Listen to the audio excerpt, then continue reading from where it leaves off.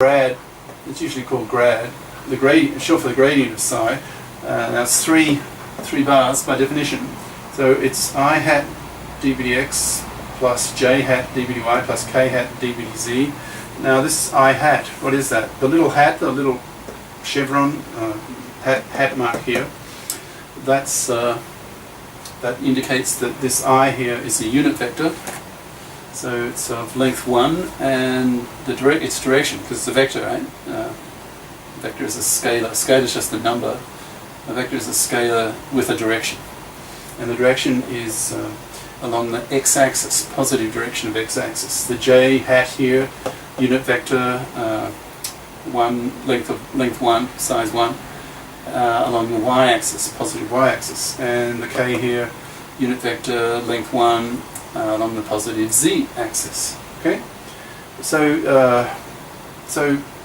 the d psi by dx here, that's the component along the x-axis, and d psi dy is the component along the y-axis, and the d psi by dz is the component along the z-axis. Right? And you add these three vectors together, and you get a vector. A gradient, a grad is a vector, right?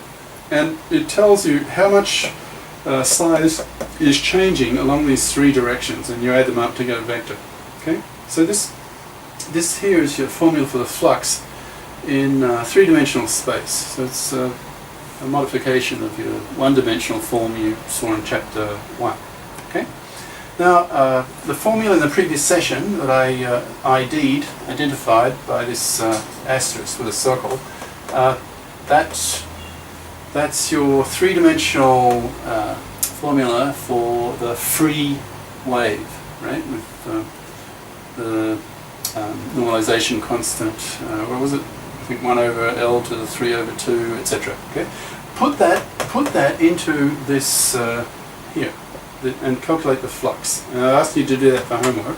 Now the flux here from chapter 1 was represented as just J. Now don't be confused. This J here and this unit J, completely different things. They both use J, but they have nothing to do with each other.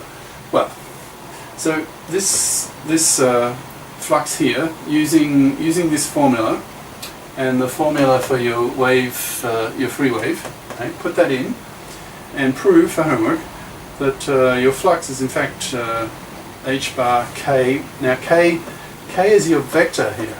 It's the wave number, like 2 pi over lambda, but now in 3 dimensions. So you'll have a component in the x, y, and z directions. So it's now a vector.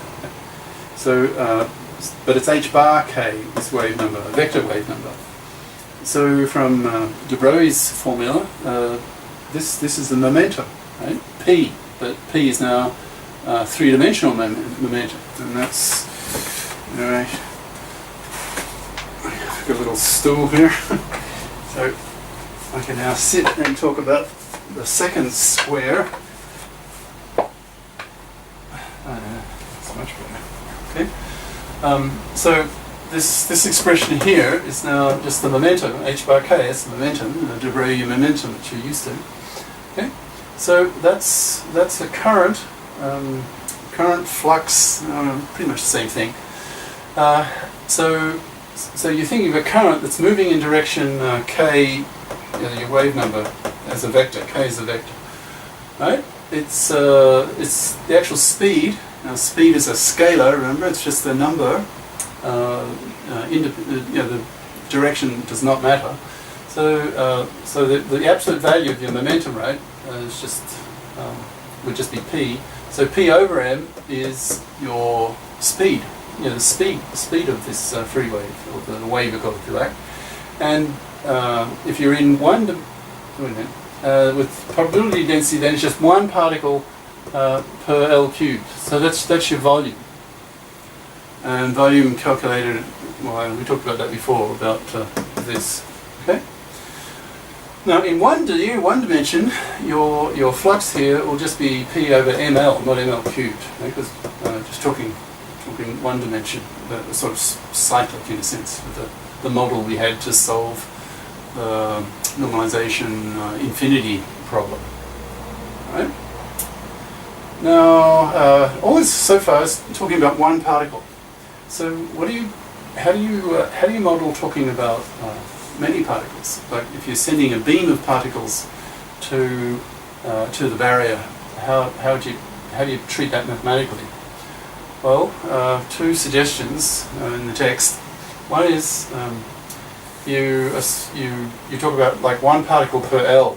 So for every L, as you loop around, in a sense, you've got another particle. So just one particle per L.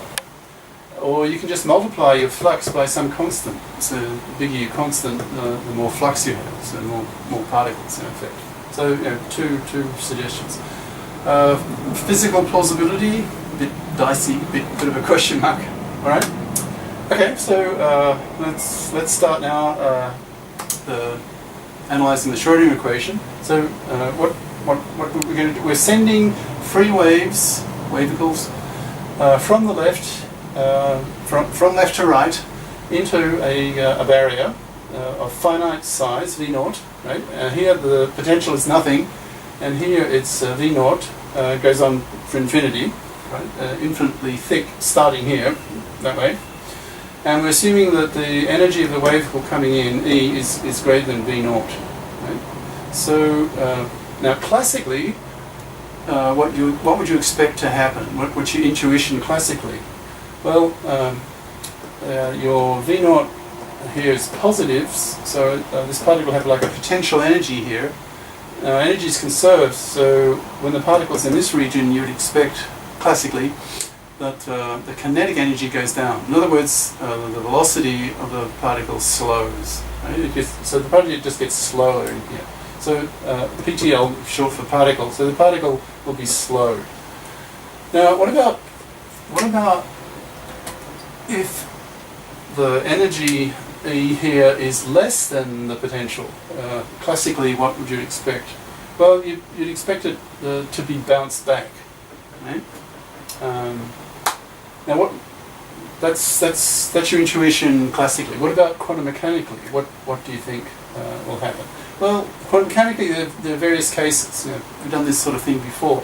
So the energy. Let's do this case where the energy, your E coming in is larger than this potential barrier V0. Right. So this side, the barrier starts at x equals 0 here. So you can now solve your Schrödinger equation. Here the potential is 0. Here, from here onwards, it's V0. So here, just solve your Schrödinger equation as usual, and you'll get now for the free wave. So you'll get something of the form. Here's your psi function. Is u just depending on x, and this is effectively your f of t. Depends only on time. Which we solved as e to the minus I e t over h bar. Now your u here, the spatially dependent part, will take this form. Now we're talking one dimension, right? Just the x-axis. So the normalization constant here will just be 1 over square root of L, from the above discussion we had, and the u part will be a e to the ikx plus b e to the minus ikx. Now before we've done this in the form of a sine plus b cos, but now we're talking in the context of running waves in a sense.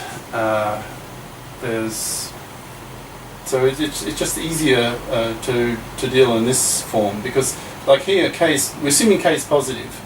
That's your wave number. So we're assuming k positive here. This corresponds to a particle coming in this way, and minus k here would be corresponding to a wave coming that way. But in fact, we've only got the wave going.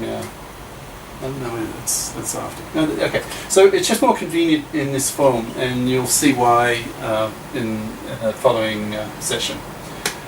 Okay, well, I now have to change the position of the tripod so that I can record the second half of the board, so I'll stop here.